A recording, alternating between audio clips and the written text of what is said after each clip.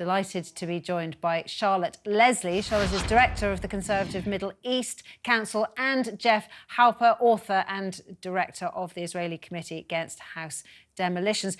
Charlotte, let me come to you first, if I may. We were just discussing there with Noga the situation on the ground in Jerusalem, the concerns that the Israeli people are feeling, particularly about the threat that could or couldn't be coming directed at them from Iran. Obviously, I was putting to Noga this issue that is obsessing British politicians at the moment about whether or not, and the legal establishment, about whether or not we should be arming Israel at the moment. Give us your reactions. Well, I mean, I think for a long time, and we've seen this come to fruition now, the key issue has been consistency. If you're to believe in international rule of law at all, it has to be applied consistently and blindly. And we have to ask ourselves what our reaction would be as a country were, say, Russia or Saudi Arabia conducting the same kind of war against a population that Israel is doing after, of course, having suffered the most diabolical act of terror on October the 7th. And one of the issues I think that is making this so difficult and so toxic an issue is that it does seem that Israel is given different treatment, for whatever reason, than other countries. And that has really dire consequences. Firstly, we see Israel, the Israeli government, let's separate this out, able to act in a way without consequences where other states perhaps would have consequences, which encourages an idea that you can get away with doing stuff and nothing much is going to happen, which leads to a kind of laissez-faire attitude, which leads to the kind of diabolical tragedy we've seen with the killing of the aid workers. The second problem with inconsistency is that the rest of the world looks on, the global south, the Muslim population of the world, which is large, and it says, well, look, you are the West, you're always lecturing us about international rule of law, human rights, and yet you have really double standards, they say. You let Israel do all this stuff, but when it comes to Russia and Ukraine, you take great actions against Russia. And of course, the West suffers a lack of credibility because we're seen as double standards and hypocritical.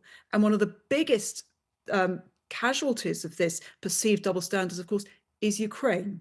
And that has an impact on global politics, global security, and the ability of the West to assert our values in the world.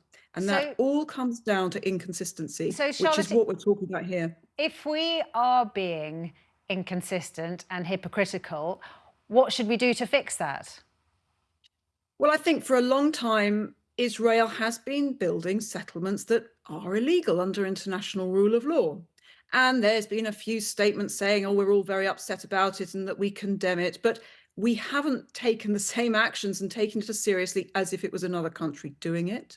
We have a bill passing through Parliament, the BDS bill, anti-BDS bill, which specifically grants Israel exceptionality from the same kind of consequences for its legal settlements from any other country. And there are ways in which we could exercise rule of law for Israel in the same way that we would do other states. And illegal settlements and the treatment of Palestinians taken from their home during that is a case in hand. Not only will that be good for the UK and the West because we're seen to be consistent, but actually holding your friends and your allies to account and providing boundaries is always the right thing to do. And we're seeing that not having done that is not being a friend of Israel. All right, Jeff Halper, let's come to you. Your reaction to what Charlotte was just saying. Well, I think Charlotte was right on. I mean, exactly. I wouldn't say hypocritical and inconsistent. I would say transactional. It gets us into a whole different discussion. But the point is that our international relations are not run by international law or human rights or justice or the things that concern us, the people. I think that's a disconnect between getting 700,000 people in the streets in London in support of Palestinian rights and a ceasefire in Gaza, and the position of not only the British government, the American government, and almost all the governments in Europe. And that is that they simply run the world on the basis of self-interest, short-term kinds of deals that they have. There's no strategy, there's no vision of the future, there's no coherent foreign policy whatsoever. And in that kind of a world, international law, the rights-based international system simply has no place. And that's where Israel is able to exploit that, because Israel has made itself very useful to the countries of the world, all over the world, in its development on the basis of the Palestinian laboratory in the West Bank and Gaza, where it develops and tests its weapon systems, surveillance systems, and so on, that it then exports to all these countries in order to repress their own populations or to conduct their own wars. So in this transactional world, Israel has become very useful because it gives these governments the tools to do what they want to do in a short-term kind of a way without any sense of where the world is going.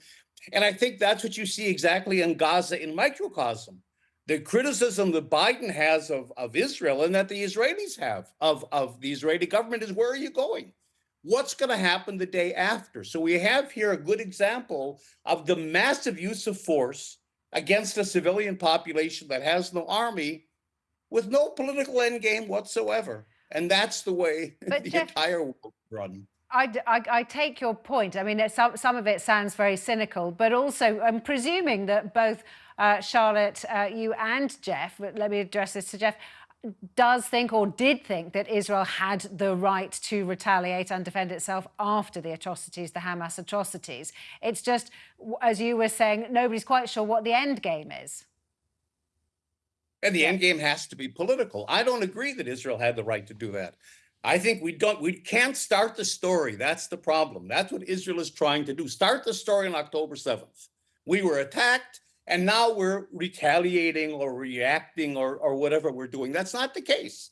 There's been a 57-year occupation of Gaza.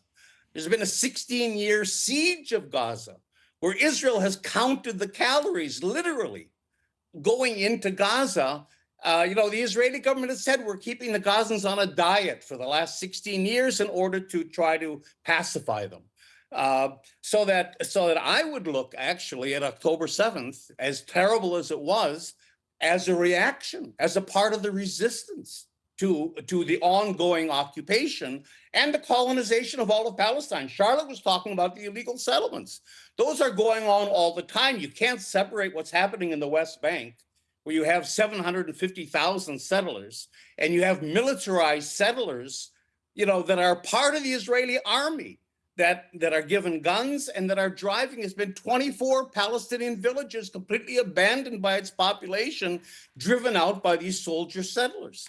Charlotte, this is really what's happening. And so what the Palestinians are doing all over, whether it's Hamas or anyone else in Jenin, is, in my view, resistance. And Israel has no right to defend itself against colonized people trying to resist its own displacement. I think most people, after seeing the atrocities in early October, would have thought that Israel had a right to defend itself, and clearly their allies felt that.